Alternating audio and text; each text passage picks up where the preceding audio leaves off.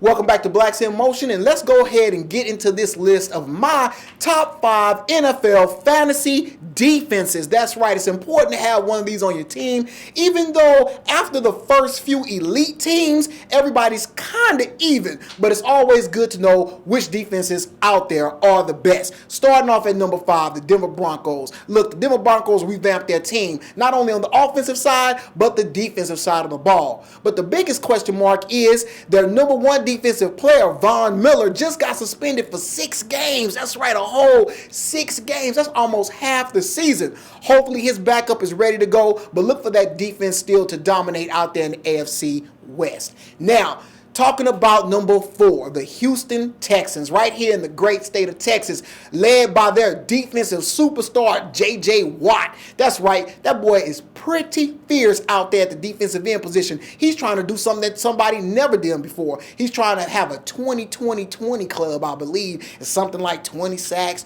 20 tackles, or maybe that 20 is something else. But hey, that guy's trying to dominate on that side of the ball. Look for Ed Reed, another veteran addition to that defense, to help out that team. Look for the Texans to be dominant on the defensive side of the ball. Coming in at number 3, the Chicago Bears. Literally, since I was a little kid, it seems like you can't get rid of these guys. As far as defense is concerned, they always have great quality players on that side of the ball. Now, you know, Brian Urlacher left. Now look for Lance Briggs to lead that linebacking core and do some great things on defense. And the thing that they always do, they create turnovers and they score. You know, they've scored some more points in games than their offense has. Well, hopefully that won't be the case again this year.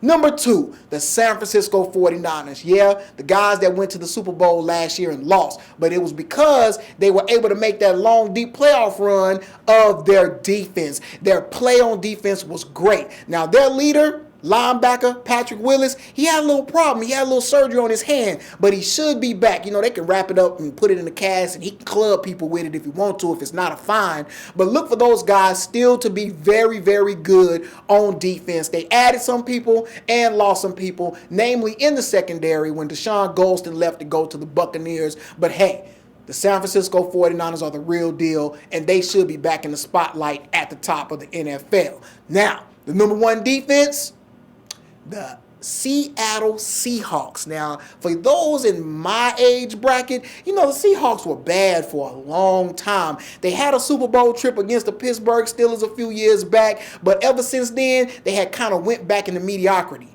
Now, on the offensive side, you know, they got Russell Wilson. But on the defensive side, they have a host of people that's very good, including cornerback Richard Sherman. Hey, that guy's good. And he talk a lot of trash. He got a mouth on him, but it's okay because he backs it up. So look for that physical defense to impede a lot of their power on their opponents again this NFL season. So that rounds out my top 5 list. Go ahead and mark those teams on your list so you can draft them, because fantasy draft should be coming up. And when I come back for the next segment, I'm going to give you a little insight into some guys that's not going high in the draft, but still may be effective for your fantasy football team. Go ahead and stay logged in right here to Blacks in Motion.